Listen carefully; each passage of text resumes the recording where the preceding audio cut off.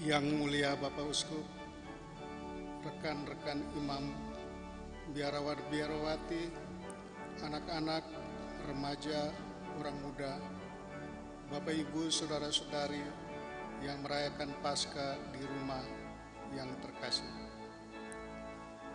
Malam Paskah adalah perayaan yang paling antik dan mengandung kaya makna. Sebagai komunitas, kita berkumpul mengenangkan kembali sejarah keselamatan kita bersama dengan Ibu Gereja yang berjaga-jaga. Di hadapan kisah karya agung keselamatan Allah, komunitas Kristen siap menerima hadiah air baptis dan pembaharuan janji baptis menjadi anak-anak Allah di dalam Kristus Putra Allah dan hadiah kebangkitan dari Kristus, yakni keselamatan kekal sebagai buah janji keselamatan bagi mereka yang percaya. Kekhasan malam Paskah didahului upacara pemberkatan lilin Paskah. Lilin itu diarahkan dan diserukan pemimpin liturgi selama 3 kali. Lilin yang adalah lambang Kristus itu diserukan di tengah kegelapan malam, simbol dunia yang dalam arti tertentu kita manusia yang hidup di dalam kekelaman malam karena dosa-dosa dan kelemahan kita. Kisah Paskah kebangkitan Tuhan mengajak gereja senantiasa menafsirkan diri dari kegelapan Mesir akibat dosa-dosa menuju ke tanah pembebasan, keselamatan dalam Tuhan. Eksodus itu hanya bisa terjadi kalau komunitas baru senantiasa mengangkat salib Kristus menjadi sulu teladan baginya, melintas kegelapan dunianya menuju tanah terjanji sebagai buah keselamatan yang dijanjikan Tuhan sendiri bagi mereka yang percaya. Mereka yang senantiasa bergandengan tangan dalam solidaritas dan mereka yang saling memberikan diri dengan kekuatan Tuhan yang bangkit. Cerita kebangkitan menghubungkan diri dengan kata Galilea, menekankan pentingnya peristiwa kebangkitan sebagai peristiwa iman umat. Iman yang dimaksud bukanlah iman individu, tetapi iman komunitas murid-murid perdana.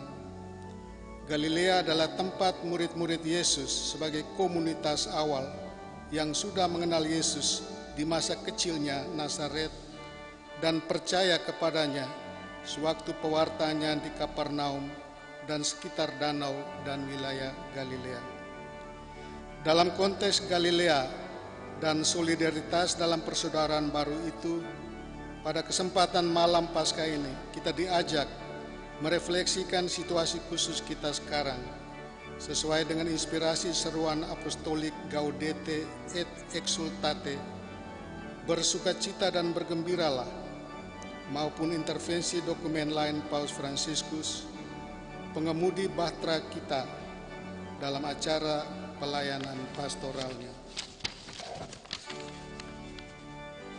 Kepada La Stampa, salah satu koran Italia bulan lalu, beliau katakan saat ini sebagai situasi padang gurun. Gambaran serupa diperlihatkannya saat doa Urbi et Orbi dengan mengutip teks bacaan hari itu. Waktu itu hari sudah petang.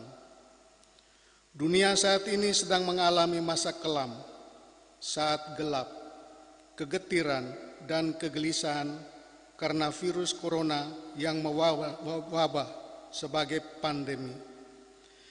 Kekelaman menyelimuti seluruh dunia, tampak dari jalanan yang sepi, aktivitas yang terhenti, pusat-pusat keramaian ditutup, seakan hanya ditemukan hening dan kosong.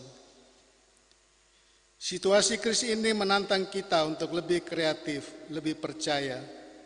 Dibutuhkan kesediaan untuk menanamkan kemampuan berimajinasi dalam kesetiaan yang kreatif. Tatanan baru perlu dibangun, tatanan yang saling mau peduli dan memperhatikan kesulitan dan penderitaan. Dalam tatanan baru tersebut perlu diperhatikan kualitas hidup, kedalaman makna akan tujuan hidup, dan keterkaitan satu sama lain.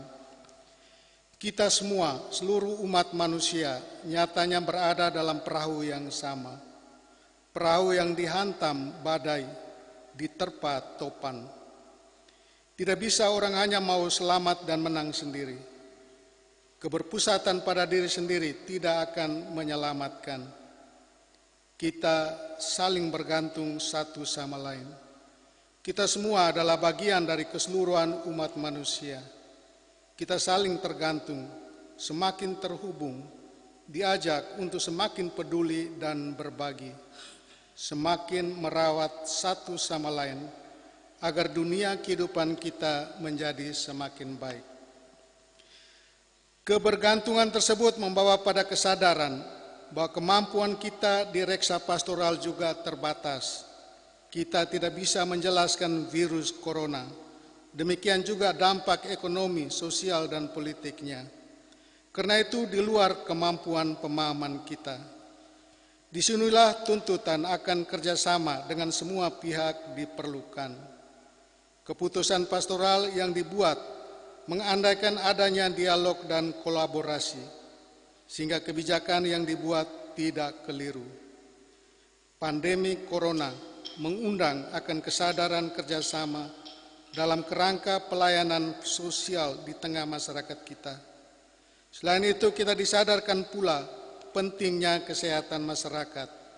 Perhatian tidak saja kepada pelayan dan fasilitas medis, namun pula terciptanya komunitas yang sadar kesehatan sebagai salah satu ciri dan kebutuhan kehidupan bersama. Dalam dokumen Pandemic and Universal Brotherhood pada Maret 2020, setelah kunjungan Abu Dhabi, menyebutkan wabah corona ini tantangan bagi kemanusiaan yang dihadapi oleh semua umat manusia. Sekarang tinggal bagaimana kita mengambil tanggung jawab atas tantangan tersebut, lepas dari segala perbedaan teologis dan hukum antara agama satu dengan agama lain. Karena kita berada dalam perahu yang sama, perahu persaudaraan umat manusia. Kita tidak bisa menjadi suci sendiri, tetapi menjadi bagian dari perjalanan bersama menuju pada Tuhan. Di masa krisis ini kita diajak melihat lebih jelas sarana komunikasi sosial menjadi media penting dalam berelasi, dalam membangun jejaring kemanusiaan. Media adalah pesan. Pesannya adalah membangun kesadaran persaudaraan yang lebih luas, melewati batas-batas ruang. Kemajuan teknologi informasi membuka ruang dan peluang akan itu. Kita bisa memanfaatkannya di dalam pelayanan pastoral yang lebih kreatif secara visual dengan cakupan akses yang semakin meluas. Akan tetapi menjadi pertanyaan, sejauh mana pelayanan online yang kita jalankan tidak sekedar atau seakan menjadi tontonan ketika kita mengikutinya dengan stay at home di rumah masing-masing. Teknologi informasi bukan soal tren, tetapi tetap adalah sarana, dan sarana itu mengarah pada adanya perjumpaan antara kita sama kita. Corona menyadarkan kita akan perjumpaan mulai dari dalam level dasar, keluarga dan lingkungan terdekat. Maka keluarga atau komunitas kecil yang berdoa bersama menjadi perlu dan penting dibangun untuk mewujudkan eklesia domestika. Krisis ini sendiri merupakan kesempatan untuk percaya, sebab krisis mengajak kita untuk berani melangkah, tidak tinggal diam. Kita diajak membuka diri akan daya kreatif yang dikurniakan oleh Roh Kudus yang perlu kita mohonkan terus-menerus, agar kita bisa masuk dalam rancangan kehendak dan waktu Allah. Kita perlu senantiasa berteriak memohonkan kepada Tuhan karena merasa hidup kita terancam. Ternyata pengalaman ini membawa kita pada hal yang penting dan mendasar, bahwa kita sebenarnya adalah bagian dari sesama dan bumi ini. Kita bukan pemilik kehidupan, sebab kehidupan milik Tuhan. Maka kita memohon pertolongannya, walau karenanya harus berani digugat, mengapa takut dan tidak percaya. Maka wabah corona menjadi undangan untuk bertobat. Misteri kerapuhan mengundang untuk masuk ke ruang hidup yang lebih dalam. Dan itu adalah pengalaman akan rahmat. Kita memasuki paradoks hidup beriman. Di satu sisi memohon agar wabah corona bisa berakhir, di sisi lain bersyukur karena pengalaman akan pandemi ini membuka kesadaran baru, melihat ada sesuatu yang salah dalam hidup kita, sehingga mengajak kita untuk berubah. Kita senantiasa diingatkan untuk secara khusus lebih memberi perhatian kepada mereka yang lemah dan rentan hidupnya, kaum miskin, orang tua, dan anak-anak. Hal ini merupakan panggilan iman. Paus Fransiskus bahkan melihat bahwa pandemi corona ini seakan seperti laboratorium kemurahan hati dan belas kasih. Iman yang injili mendapatkan batu ujinya dari peristiwa ini. Kesadaran akan kesaling keterkaitan satu sama lain, interkoneksitas aktual dan virtual, diharapkan dapat menumbuhkan solidaritas. Kita menjadi komunitas yang saling peduli. Dalam situasi ini, Paus mengajak kita bahwa kita tidak bisa bergantung pada diri sendiri. Kita membutuhkan Allah. Maka kita mengundang Yesus untuk bertindak, menjadikan badai ini reda. Dengannya kita diajak menghidupkan dan memperbarui iman Paskah. Dengan salibnya, kita semua akan selamat. Maka pengalaman krisis membawa kita bukan kepada pengucilan diri, namun ke dalam pengalaman kesatuan dengan Tuhan dan persaudaraan dengan sesama. Itu hanya mungkin kalau kita berani memeluk salib penyelamatan Tuhan. Berani memeluk salib berarti berani menghadapi dan mengalami kesulitan dan tantangan saat ini. Kita diajak membuka diri akan daya kreatif yang dikurniakan oleh Roh Kudus. Dengannya kita diajak menemukan bentuk baru dari hospitalitas, persaudaraan, dan solidaritas. Hal itu merupakan pelukan salib yang menumbuhkan harapan, harapan yang memperkokoh iman sehingga kita tidak lagi takut. Warta Paskah ini penting, jangan takut. Agar kita tidak takut namun percaya, kita diajak menyerahkan segala kekhawatiran kepada Tuhan, sebab Dia memelihara kita menurut Santo Petrus. Wabah corona mengajak kita menyadari apa yang penting bagi pembaruan hidup. Mendasarnya hidup doa. Selain itu, karena virus corona ini mengena pada siapa saja, tidak ada pembedaan, maka kita semua harus saling menjaga satu sama lain, agar kita sama-sama selamat. Disinilah sikap peduli, mau saling memelihara kebersamaan dan menumbuhkan persaudaraan baru. Hal ini menjadi konsekuensi dari memeluk salib, saling memeluk derita sesama, karena kita pun bagian dari mereka. Memeluk derita ini juga mengajak kita untuk memeluk ibu bumi, sebab wabah ini menyadarkan kita bahwa kita bagian dari bumi. Menjaga keselarasan dan keseimbangan dunia dan bumi ini menjadi penting dalam hidup beriman kita. Bapak, Ibu, saudara-saudari terkasih, di Galilea, Kristus menyuruh muridnya melabuhkan pukat ke laut yang lebih dalam. Ini sebuah perintah, bukannya opsi, dari Tuhan kita kepada gerejanya. Gereja diajak dengannya untuk semakin berakar kuat ke dalam dengan rohani kesatuan dengan Allah, namun pula semakin peduli untuk keluar, melebarkan jala kita di dalam jejaringan networking yang menyapa semua orang, membangun dunia dan persaudaraan umat manusia secara baru. Bila krisis ini mengubah kita, maka kita akan melihat rahmat kebangkitan dan penebusan yang mewujud nyata dalam dunia kehidupan kita. Di Galilea kita harus menemukan Kristus yang bangkit. Tentu hal ini dilihat sebagai pesan Paskah untuk kita, bahwa kita hendaknya semakin membuat kebersamaan gereja sebagai tubuh ini tidak saja berciri eksklusif, namun pula keluar membangun kebersamaan umat manusia dengan siapa saja yang berkehendak baik. Di sini pentingnya dialog dan kerjasama, serta perwujudan prinsip-prinsip moral hidup dan ajaran sosial gereja. Kebersamaan eklesial dan sosial yang dibangun tersebut adalah tubuh yang hidup, sebagai tubuh pelayanan dalam kesadaran baru akan hospitalitas, persaudaraan, dan solidaritas. Akhirnya, konon Danau Galilea itu di mana Yesus perintahkan muridnya untuk pergi menemukan Dia yang bangkit, punya nama lain, Tiberias, tapi juga Genesaret, bentuk Yunani dari terjemahan Ibraninya Kineret.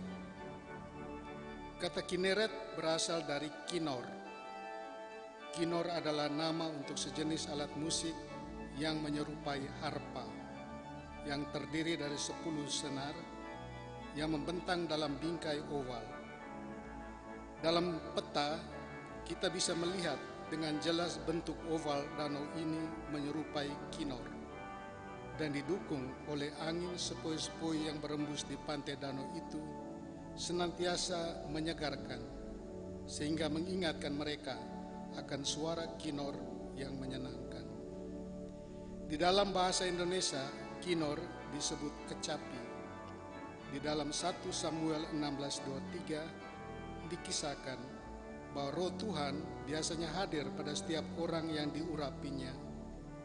Saul juga dinaungi roh itu, tetapi ada saat Tuhan menarik roh daripadanya karena dia melanggar perintah Tuhan. Maka setiap kali apabila roh itu menghinggapi Saul, maka Daud mengambil kecapi dan memainkannya. Saul merasa lega dan nyaman, dan roh yang jahat itu mundur daripadanya. Kinor yang dimainkan Daud membawa efek penyembuhan. Dan saat Yesus melakukan mujizat penyembuhan di berbagai kota di sekitar Danau Kineret yang bentuknya menyerupai kinor, orang-orang Yahudi seakan menikmati kembali permainan kecapi Daud yang membawa kesegaran dan penyembuhan. Tuhan menyuruh kita ke Galilea. Terkandung di dalamnya ada unsur sukacita Injili yang menyembuhkan dan menyegarkan. Di sana ada unsur reevangelisasi atau juga disebut evangelisasi baru. Seruan ini perlu kembali dihadirkan bahwa kerajaan Allah adalah karya besar. Perlu ada semacam arsiteknya yang diselenggarakan dengan tata kelola dan resa pastoral yang baik di dalam perutusan murid-muridnya yang merayakan Paskah. Dengan sukacita Paskah Tuhan yang bangkit, di dalam solidaritas persaudaraan kemanusiaan yang semakin erat antara kita sama kita, marilah kita melanjutkan siara kita di dunia menuju tanah pembebasan yang adalah keselamatan yang Tuhan janjikan kepada setiap kita yang percaya.